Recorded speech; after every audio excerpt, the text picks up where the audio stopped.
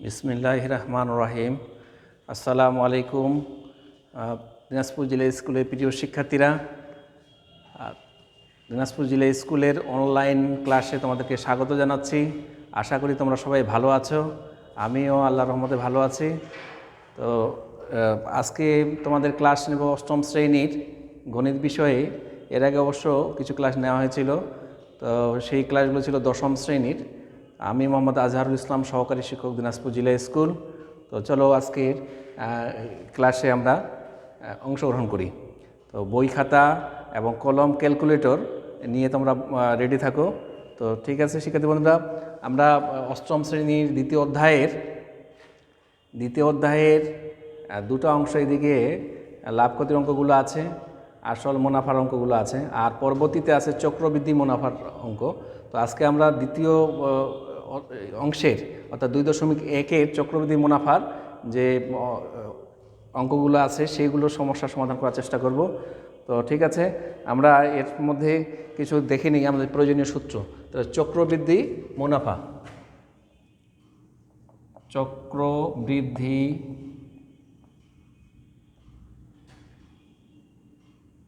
মুনাফার সমস্যা সমাধান। চক্রবৃদ্ধি মুনাফার সমস্যার সমাধানের অঙ্কগুলো আমরা করার চেষ্টা করব। ঠিক আছে, তো এর জন্য প্রয়োজনীয় যে আমাদের সূত্রগুলো লাগবে, যেগুলো আগের অনুশীলনীতে করা আছে 2.1-এ যে সূত্রগুলো প্রয়োগ করা হয়েছে, সে দেখো সূত্রসমূহ।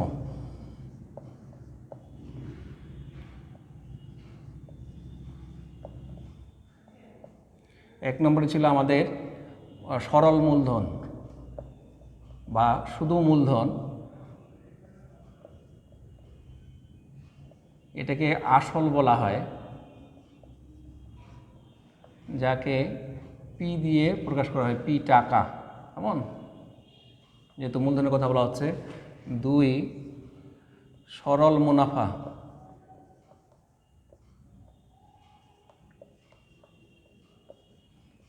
মুনাফা, এটাকে আয় দ্বারা প্রকাশ করা হয়। 3, সময়, যেটাকে এন দিয়ে প্রকাশ করা হয়, স্মল এন দিয়ে। 4, খেয়াল করো যে মুনাফার হার,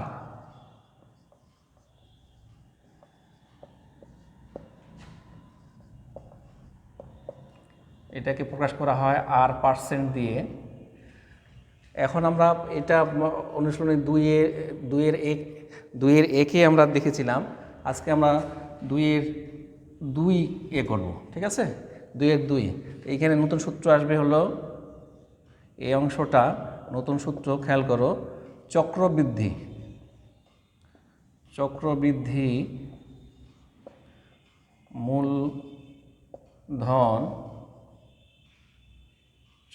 মূলধন, যাকে প্রকাশ করা হয় সি দিয়ে। আর একটা কথা আসবে হলো চক্রবৃদ্ধি মুনাফা।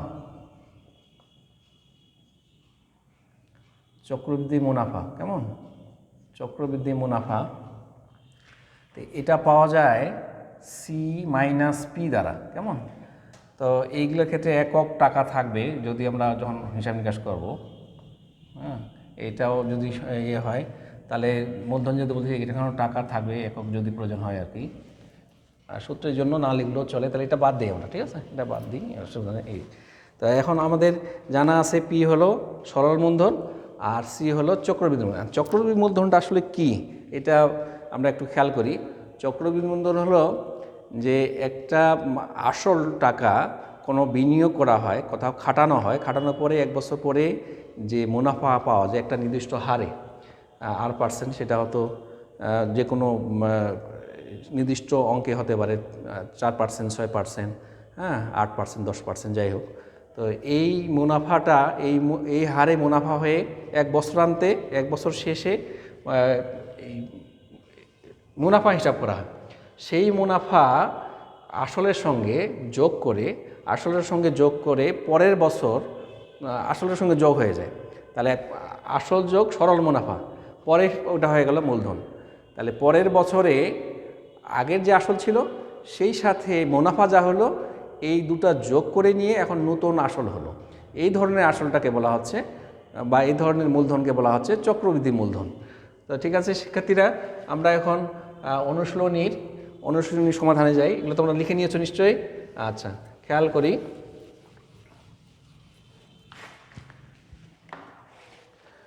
আমাদের অনুশীলনী 2-এর 8 নম্বর সমস্যাটা দেখো। 8 নম্বরটা দেখো। 8 নম্বরে কি আছে? বার্ষিক শতকরা 10 টাকা মুনাফায় 5,000 টাকার 3 বছরের সরল মুনাফা ও চক্রবৃদ্ধি মুনাফার পার্থক্য বের করো। তাহলে সরল মুনাফা বের করতে হবে আর চক্রবৃদ্ধি মুনাফা বের করতে পারি, তার পার্থক্য বের করতে হবে। তো এইখানে দেওয়া আছে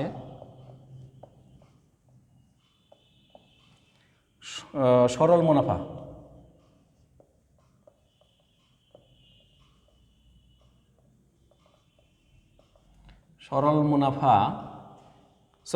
সরল মূলধন।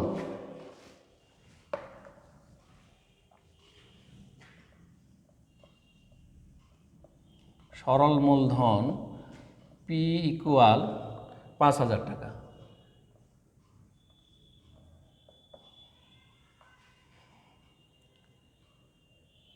মুনাফার হার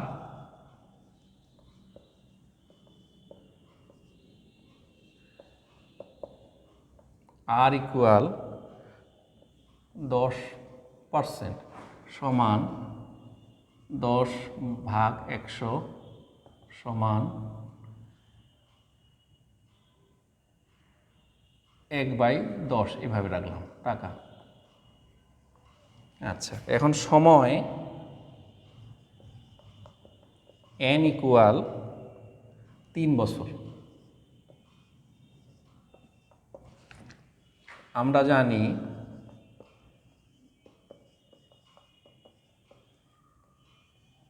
সরল মুনাফা I = PNR। মানগুলো বসাই নেই। তাহলে P এর মান হলো 5,000 ইন্টু N এর মান হলো 3 বছর 3, R এর মান হলো 1/10 টাকা। খেয়াল করো, আমরা যদি এখান থেকে কাটি, এটা নিচের সংখ্যা 10 একে 10 আর 5 10 50, দুটো শূন্য, তাহলে দাঁড়াচ্ছে 3 5 15 টাকা। এখন আমাদের চক্রবৃদ্ধি মূলধন বের করে চক্রবৃদ্ধি মুনাফা বের করতে হবে। আবার চক্রবৃদ্ধি মূলধন আমরা C দিয়ে প্রকাশ করি। এর সূত্রটা হলো ওই আগে যে সূত্র লিখলাম ওটা শুধু প্রতীক দিয়ে প্রকাশ করছিলাম, সূত্রটা পুরো লেখা হয়নি। এখন তোমরা পুরো সূত্রটা লিখে দাও। P × 1 + R পাওয়ার N। এখানে আমাদের রাশিগুলো জানা। P এর মান হলো 500 টাকা, R এর মান হলো যে বের করে রাখা হয়েছে, N এর মান 3। আমরা মানগুলো বসাই দিই শিক্ষার্থীরা। তাহলে 5,000 ইন্টু 1 + 1/10 পাওয়ার হলো N মানে হলো 3। ঠিক আছে, এখন ক্যালকুলেশন করি যদি, এখন টাকা, তাহলে 5,000 এইটা সরল করলে 10 একে 10 যোগ 1 11, 11/10 আর পাওয়ার তার 3 আছে থাকলো টাকা। এখন খেয়াল করো, 5,000 ইন্টু এটা 3 বার, এটা 3 বার, কেমন? তাহলে 11/10 গুণ 11/10 গুণ 11/10। তাহলে আমরা যদি কাটাকাটি করি 10 একে 10, এখানে কাটলে 5 10 50, দুটো শূন্য থাকলো। 10 একে 10, আবার 5 10 50, এখানে 10 একে 10, 5 10 50, তাহলে থাকলো হলো কত থাকলো? এখানে 5 থাকলো। তাহলে আমরা এখন 3টা সংখ্যা গুণ করে নিই।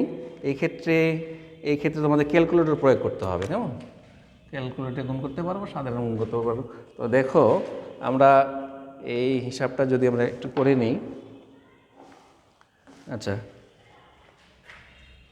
11 আর 11 গুণ করলে 121, তাকে আবার 11 দিয়ে গুণ করবো, তাহলে 121, এক ঘর বাদ 121, তাহলে 1 2 এর 3 3 1, এর সঙ্গে গুণ হবে 5, তাহলে 5 একে 5 3 5 15, 5 হাতে 1 3 5 15 কে 16, 6 হাতে 1 5 6, 6655, ফলাফল 6655, ঠিক আছে, টাকা। তাহলে এটা কি বললো? চক্রবৃদ্ধি মূলধন। এখন আমরা চক্রবৃদ্ধি মুনাফা বের করি। অতএব চক্রবৃদ্ধি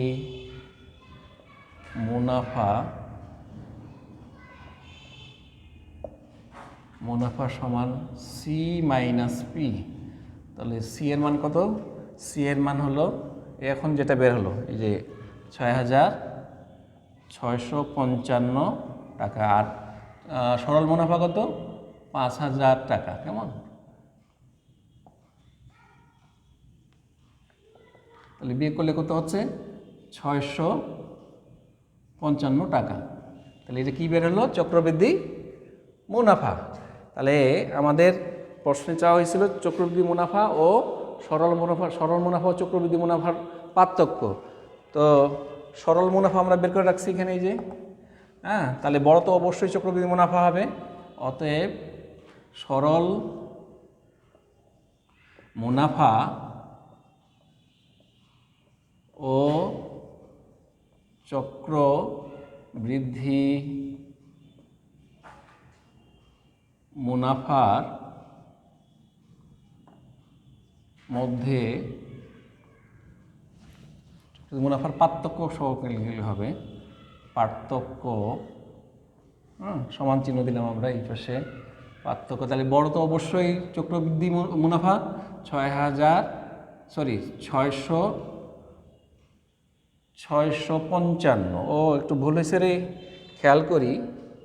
হ্যাঁ, ভুলটা হলো কি, এই 5 5 5 5 6 6, এখানে একটা 1 হবে। হ্যাঁ, তাহলে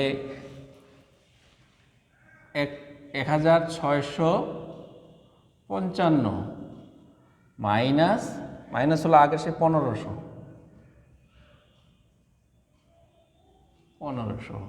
টাকা। 5 আবার 5 6 আছে, 1 আছে, কত হলে 6 1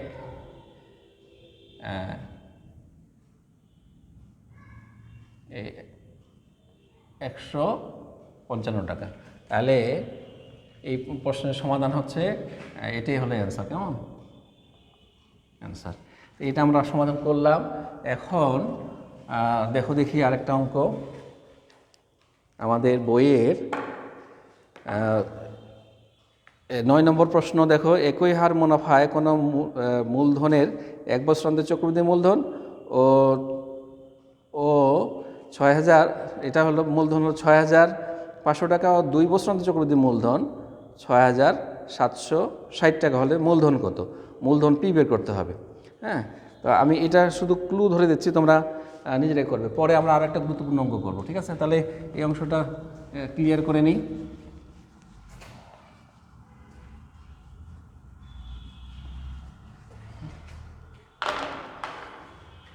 নাম্বার 9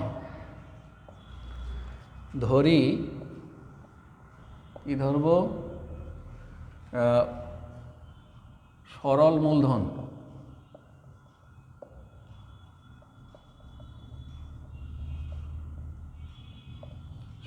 মূলধন সমান পি টাকা, এটা আমাদের বের করতে হবে।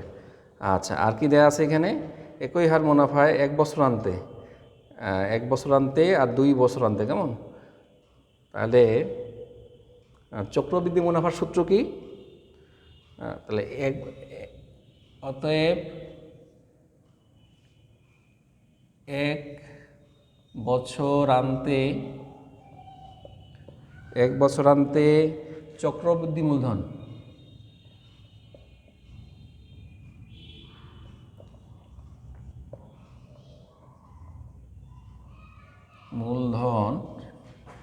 এটাকে C1 দেই, C1 ইকুয়াল সূত্র কি ছিল? P ইন্টু 1 যোগ R পাওয়ার n। তাহলে এখানে আর মুনাফার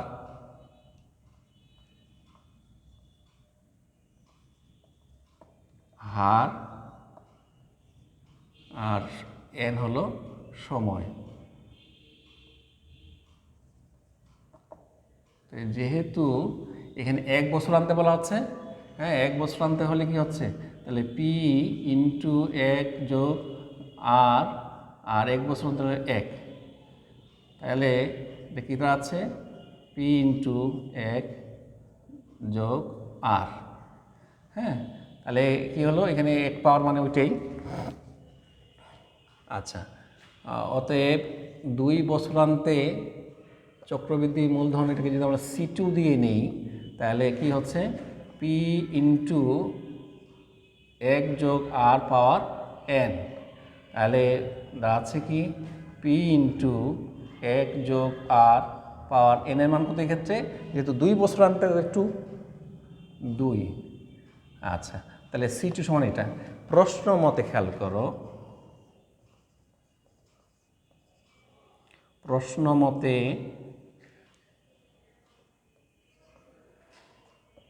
মতে C1 ইকুয়াল P ইন্টু 1 যোগ R সমান, এটার টাকাটা দেওয়া আছে 1 বছর আনতে কত? 1 বছর 6500। আর C2 ইকুয়াল P ইন্টু 1 যোগ R পাওয়ার 2 সমান 6760। আচ্ছা, তাহলে আমরা যদি এখান থেকে ধরি, এটা এক সমীকরণ নাম্বার হলো 1 আর এটা সমীকরণ নাম্বার হলো 2, তাহলে 2/1 করে পাই আমরা।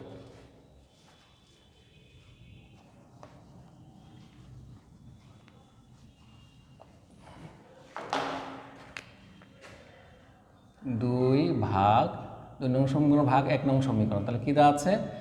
করে পাই।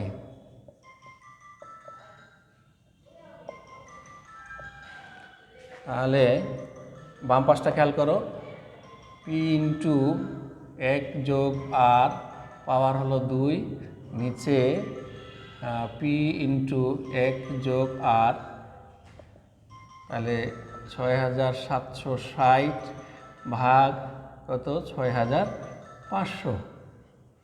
তাহলে এই দুটো পদ, একটা পদ কেটে যায়, হ্যাঁ, এটা পি কাটা থাকলে কত? 1 যোগ R, হ্যাঁ, সমান 6760 ভাগ 6500।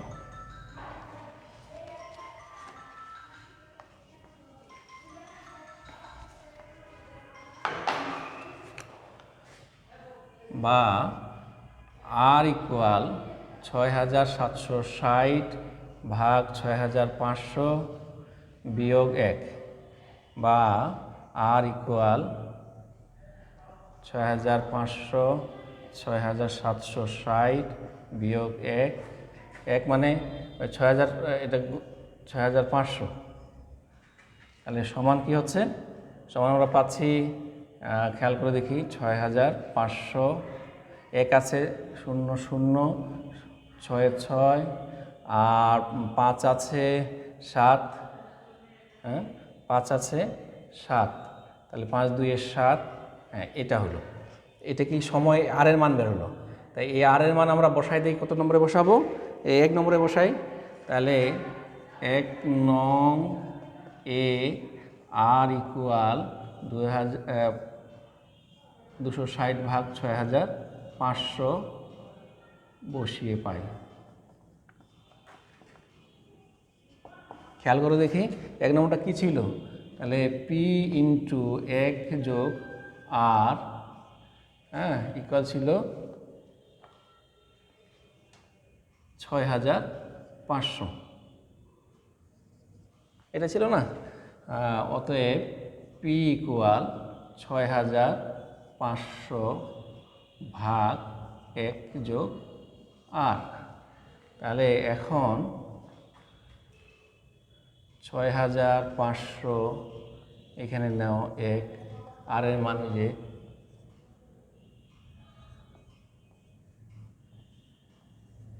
এইটা, এখন এটা জটিল ভগ্নাংশ 6500, এখানে আমরা লসাগু নিলাম 6500, 6500 যোগ এই। এখন দেখো সমান কত হচ্ছে, 6500 নিচে 6500 আর যোগ করলে 0 6 5 2 7, ওইটাই হচ্ছে 5 2 7 6, হ্যাঁ সমান।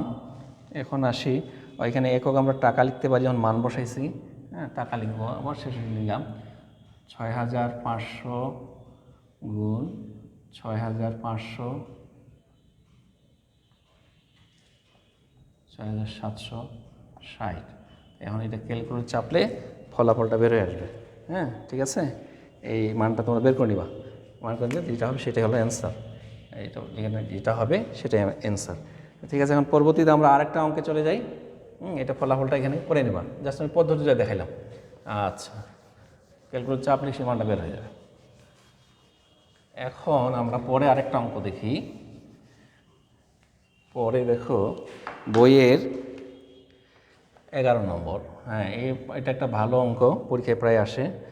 কোনো শহরের লোক সংখ্যা 64 লক্ষ, শহরটি জনসংখ্যা বৃদ্ধির হার প্রতি হাজারে 25 জন হলে 2 বছর পর ওই শহরের জনসংখ্যা কত হবে।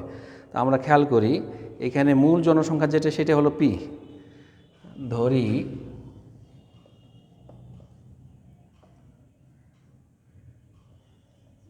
শহরের জনসংখ্যা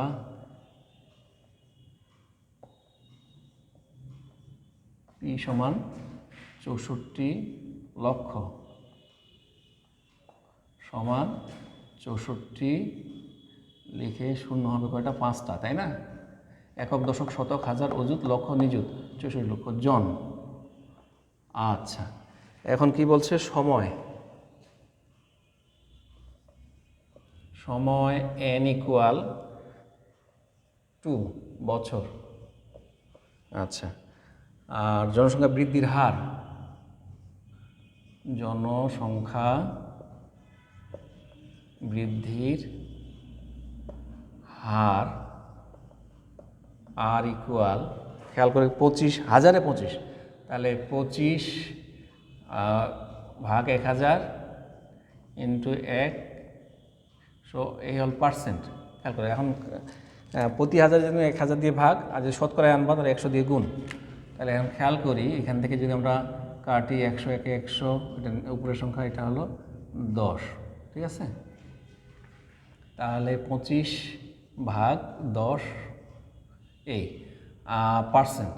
এখন জনে যদি আনি তাহলে কি হচ্ছে, 25 ভাগ 10 ইন্টু 1/100 জন সমান 25 ভাগ 1000 সমান আর এটা ভাগ করলে কত 0.02 জন। আচ্ছা, এখন আমরা আসি, এই অঙ্কটা হলো 2 বছর পর্যন্ত সমাধান।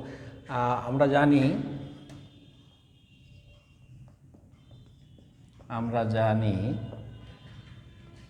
চক্র বৃদ্ধি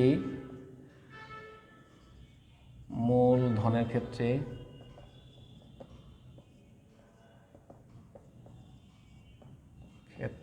কি জানি, ক্ষেত্রে হলো C equal P into 1+r⁻n। শিক্ষার্থীরা, প্রিয় শিক্ষার্থী, খেয়াল করো, 2 বছর পর যে জনসংখ্যা হবে সেটা হলো এই চক্রবৃদ্ধি মূলধনের যে সূত্রটা সি ছিল এই মানটা, আর পি আগের জনসংখ্যা কত 64 লক্ষ। এক তো এক হলো জনসংখ্যা বৃদ্ধির হার, আর এন হলো সময়। এখন আমরা যদি এই মানটা বসাই নেই, অতএব শহরে 2 বছর পর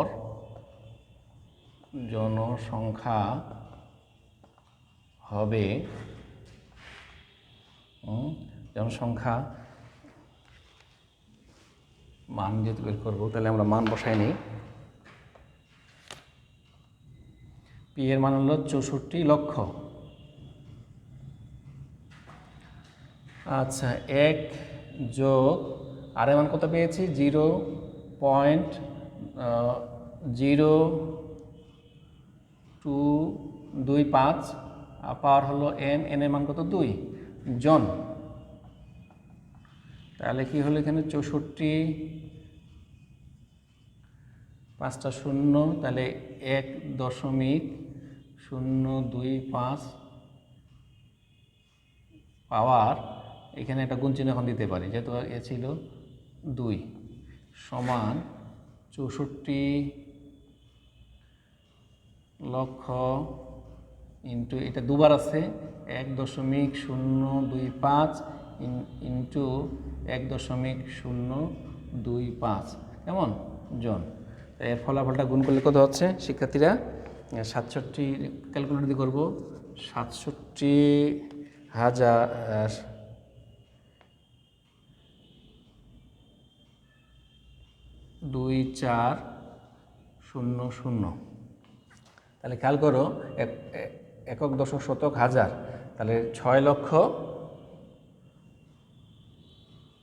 কি হলো 67 লক্ষ, এইটা হবে কেমন। 2 বছর পরে একক, দশক, শতক, হাজার, অযুত, লক্ষ, নিযুত, তাহলে 67,024,000 জন। এটা হলো এখানকার অ্যান্সার।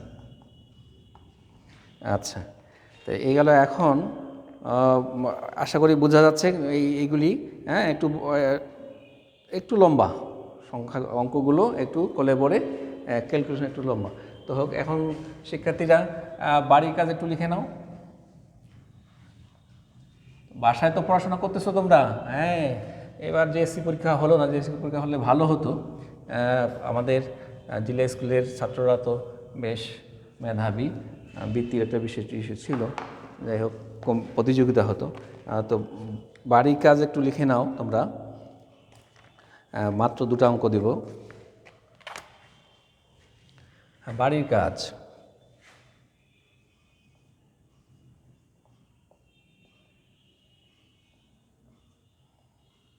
বাড়ির কাজ, প্রশ্ন নম্বর 1, বার্ষিক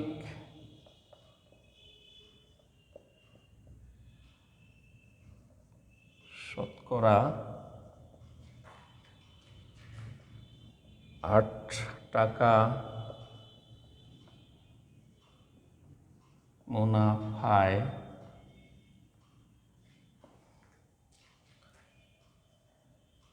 82,500 টাকার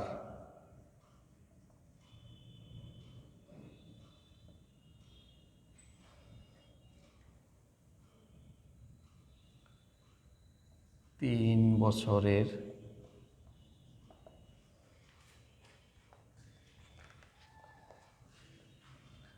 বছরের চক্রবৃদ্ধি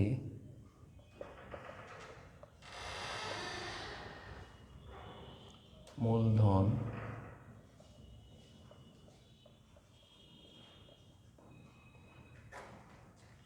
নির্ণয় করো।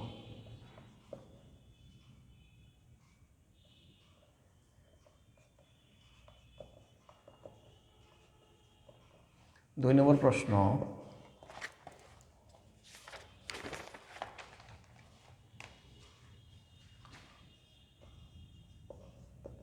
কোন শহরের জনসংখ্যা, বর্তমান জনসংখ্যা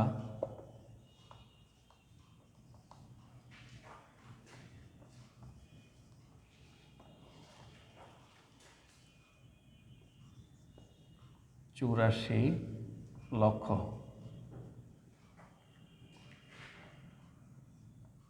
ওই শহরের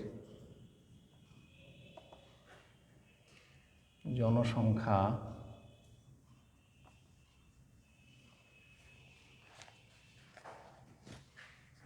বৃদ্ধির হার প্রতি হাজারে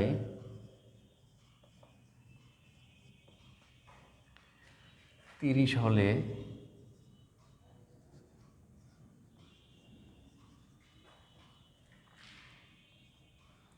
পাঁচ বছর পর ওই শহরের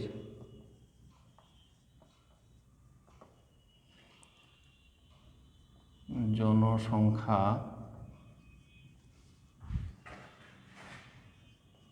কত হবে নির্ণয় করো।